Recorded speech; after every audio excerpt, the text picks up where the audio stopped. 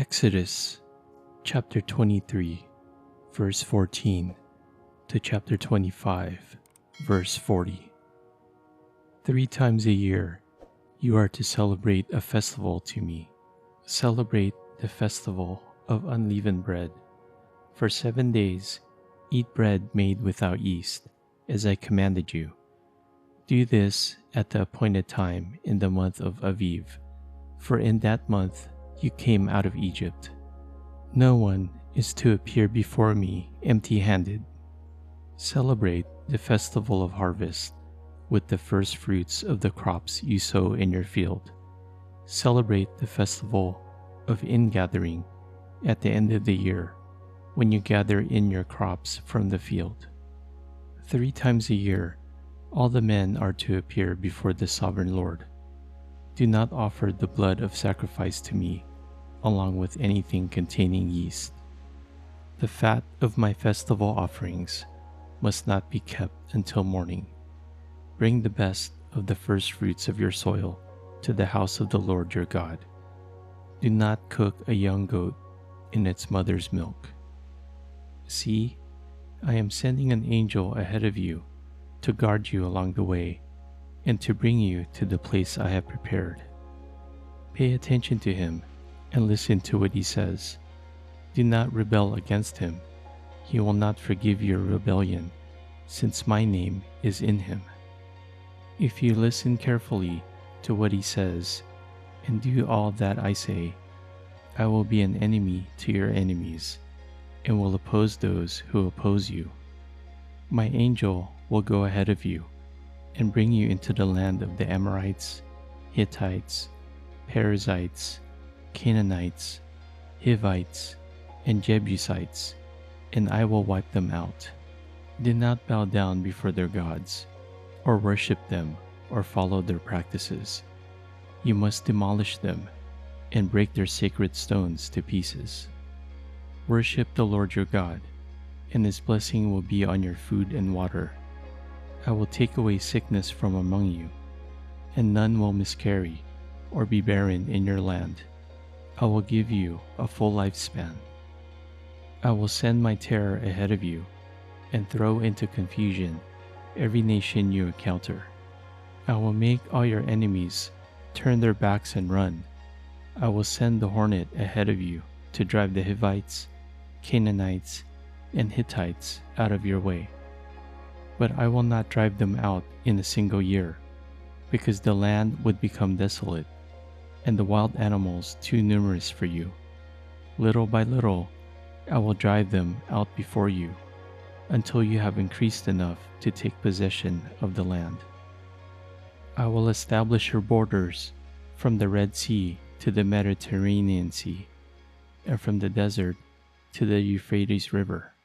I will give into your hands the people who live in the land, and you will drive them out before you.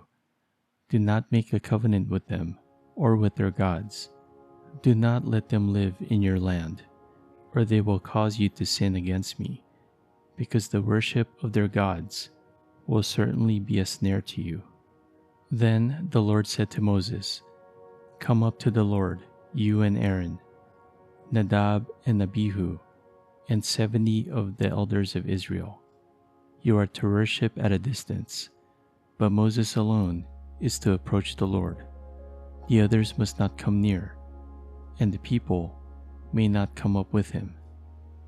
When Moses went and told the people all the Lord's words and laws, they responded with one voice, Everything the Lord has said we will do.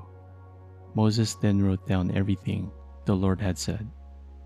He got up early the next morning and built an altar at the foot of the mountain and set up 12 stone pillars representing the 12 tribes of Israel. Then he sent young Israelite men, and they offered burnt offerings and sacrificed young bulls as fellowship offerings to the Lord. Moses took half of the blood and put it in bowls, and the other half he splashed against the altar. Then he took the book of the covenant and read it to the people. They responded, We will do everything the Lord has said. We will obey. Moses then took the blood and sprinkled it on the people and said, "This is the blood of the covenant that the Lord has made with you, in accordance with all these words." Moses and Aaron, Nadab and Abihu, and the 70 elders of Israel went up and saw the God of Israel. Under his feet was something like a pavement made of lapis lazuli, as bright blue as the sky. But God did not raise his hand against these leaders of the Israelites. They saw God, and they ate and drank. The Lord said to Moses, "Come up to me on the mountain and stay here, and I will give you the tablets of stone with the law and commandments I have written for their instruction." Then Moses set out with Joshua, his aide, and Moses went up on the mountain of God. He said to the elders, "Wait for us until we come back to you. Aaron and Hur are here with you, and anyone involved in the dispute can go to them." When Moses went up on the mountain, the cloud covered it, and the glory of the Lord settled on Mount Sinai. For 6 days the cloud covered the mountain, and on the 7th day the Lord called to Moses from within the cloud. To the Israelites, the glory of the Lord looked like a consuming fire on top of the mountain. Then Moses entered the cloud as he went up on the mountain, and he stayed on the mountain 40 days and 40 nights. The Lord said to Moses, "Tell the Israelites to bring me an offering. You are to receive the offering for me from everyone whose heart prompts them to give. These are the offerings you are to receive from them: gold, silver, and bronze, blue, purple, and scarlet yarn, and fine linen, goat hair, ram skins, dyed red, and another type of durable leather, acacia wood, olive oil for the light, spices for the anointing oil and for the fragrant incense, and onyx stones and other gems to be mounted on the ephod and breastpiece. Then have them make a sanctuary for me, and I will dwell among them. Make this tabernacle and all its furnishings exactly like the pattern I will show you. Have them make an ark of acacia wood, 2.5 cubits long, 1.5 cubits wide, and 1.5 cubits high. Overlay it with pure gold, both inside and out, and make a gold molding around it.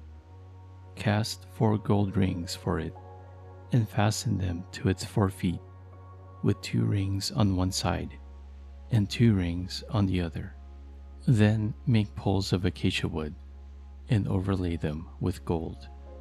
Insert the poles into the rings on the sides of the ark to carry it. The poles are to remain in the rings of this ark. They are not to be removed. Then put in the ark the tablets of the covenant law, which I will give you. Make an atonement cover of pure gold, 2.5 cubits long, and 1.5 cubits wide, and make 2 cherubim out of hammered gold at the ends of the cover. Make 1 cherub on one end, and the 2nd cherub on the other. Make the cherubim of one piece with the cover at the 2 ends. The cherubim are to have their wings spread upward, overshadowing the cover with them. The cherubim are to face each other, looking toward the cover. Place the cover on top of the ark, and put in the ark the tablets of the covenant law that I will give you. There, above the cover, between the 2 cherubim that are over the ark of the covenant law, I will meet with you and give you all my commands for the Israelites. Make a table of acacia wood, 2 cubits long, 1 cubit wide, and 1.5 cubits high. Overlay it with pure gold, and make a gold molding around it. Also, make around it a rim a handbreadth wide, and put a gold molding on the rim. Make 4 gold rings for the table, and fasten them to the 4 corners, where the 4 legs are. The rings are to be close to the rim to hold the poles used in carrying the table.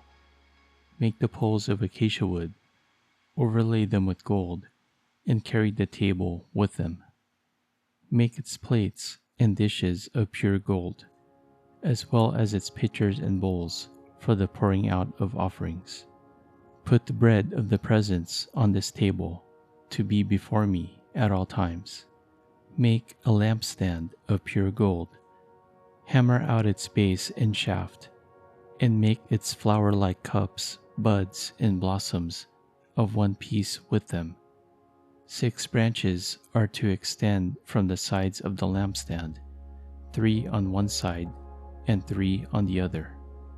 3 cups shaped like almond flowers with buds and blossoms are to be on one branch, 3 on the next branch, and the same for all 6 branches extending from the lampstand. And on the lampstand there are to be 4 cups shaped like almond flowers with buds and blossoms. On one bud shall be under the first pair of branches extending from the lampstand, a second bud under the second pair, and a third bud under the third pair, 6 branches in all. The buds and branches shall be of one piece with the lampstand, hammered out of pure gold. Then make its 7 lamps and set them up on it so that they light the space in front of it. Its wick trimmers and trays are to be of pure gold. A talent of pure gold is to be used for the lampstand and all these accessories. See that you make them according to the pattern shown you on the mountain. Matthew chapter 24, verse 29 to 51. Immediately after the distress of those days, the sun will be darkened, and the moon will not give its light. The stars will fall from the sky, and the heavenly bodies will be shaken. Then will appear the sign of the Son of Man in heaven, and then all the peoples of the earth will mourn when they see the Son of Man coming on the clouds of heaven with power and great glory. And he will send his angels with a loud trumpet call, and they will gather his elect from the 4 winds, from one end of the heavens to the other. Now learn this lesson from the fig tree. As soon as its twigs get tender and its leaves come out, you know that summer is near. Even so, when you see all these things, you know that it is near, right at the door. Truly I tell you, this generation will certainly not pass away until all these things have happened. Heaven and earth will pass away, but my words will never pass away. But about that day or hour, no one knows, not even the angels in heaven, nor the Son, but only the Father. As it was in the days of Noah, so it will be at the coming of the Son of Man. For in the days before the flood, people were eating and drinking, marrying and given in marriage, up to the day Noah entered the ark. And they knew nothing about what would happen until the flood came and took them all away. That is how it will be at the coming of the Son of Man. 2 men will be in the field. One will be taken and the other left. 2 women will be grinding with a handmill. One will be taken and the other left. Therefore keep watch, because you do not know on what day your Lord will come. But understand this, if the owner of the house had known at what time of night the thief was coming, he would have kept watch and would not have let his house be broken into. So you also must be ready, because the Son of Man will come at an hour when you do not expect him. Who then is the faithful and wise servant, whom the master has put in charge of the servants in his household, to give them their food at the proper time. It will be good for that servant whose master finds him doing so when he returns. Truly I tell you, he will put him in charge of all his possessions. But suppose that servant is wicked and says to himself, "My master is staying away a long time," and he then begins to beat his fellow servants and to eat and drink with drunkards. The master of that servant will come on a day when he does not expect him, at an hour he is not aware of. He will cut him to pieces and assign him a place with the hypocrites, where there will be weeping and gnashing of teeth. Psalm chapter 30, verse 1 to 12. I will exalt you, Lord, for you lifted me out of the depths, and did not let my enemies gloat over me. Lord my God, I called to you for help, and you healed me. You, Lord, brought me up from the realm of the dead. You spared me from going down to the pit. Sing the praises of the Lord, you his faithful people. Praise his holy name. For his anger lasts only a moment, but his favor lasts a lifetime. Weeping may stay for the night, but rejoicing comes in the morning. When I felt secure, I said, I will never be shaken. Lord, when you favored me, you made my royal mountain stand firm. But when you hid your face, I was dismayed. To you, Lord, I called. To the Lord I cried for mercy. What is gained if I am silenced, if I go down to the pit? Will the dust praise you?